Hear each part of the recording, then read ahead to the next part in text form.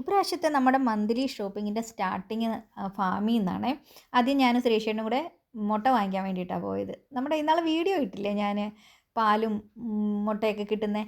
അവിടെ പോയിട്ട് ഒരു ട്രേ മുട്ട വാങ്ങിച്ചു. പിന്നെ അവിടെ നിന്ന് തൊട്ടടുത്തുള്ള ഗാർഡനിലേക്ക് പോയി. എനിക്ക് കുറച്ച് വളമൊക്കെ വാങ്ങിക്കാനുണ്ടായിരുന്നു. നമ്മൾ പുതിയ വീട്ടിലോട്ട് മാറിക്കഴിഞ്ഞപ്പോഴത്തേക്ക് അവിടെ കുറച്ച് ചെടിയൊക്കെ വെച്ചിട്ടുണ്ട്. ഒരു 3-4 ചട്ടിയിലുള്ളതേ ഉള്ളേ. അപ്പോൾ അതിനിടാൻ വേണ്ടിയിട്ട് കുറച്ച് ചെടിയും പച്ചക്കറി, ചെടി ഒരു 2-3 ഉള്ളൂ, പച്ചക്കറി ഒരു 3-4 ചട്ടിയിലുണ്ട്.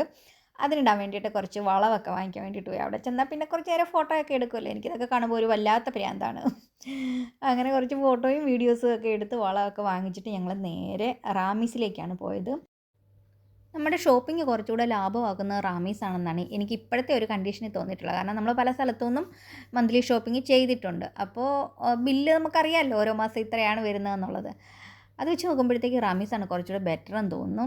പിന്നെ ഇത് കണ്ടോ, പണ്ട് നമ്മൾ കുഞ്ഞിലെ ഈ കടയൊക്കെ കളിക്കത്തില്ലായിരുന്നു. അപ്പോൾ സാധനങ്ങളൊക്കെ തൂക്കി കൊടുക്കാനായിട്ട് എനിക്ക് ഭയങ്കര ഇഷ്ടമായിരുന്നു. കടക്കാരനാവാൻ, അതായത് കട ഓണറാവാൻ വേണ്ടിയിട്ട് എനിക്ക് ഭയങ്കര ഇഷ്ടമായിരുന്നു ഇങ്ങനെ തൂക്കിയൊക്കെ കൊടുക്കാനൊക്കെ.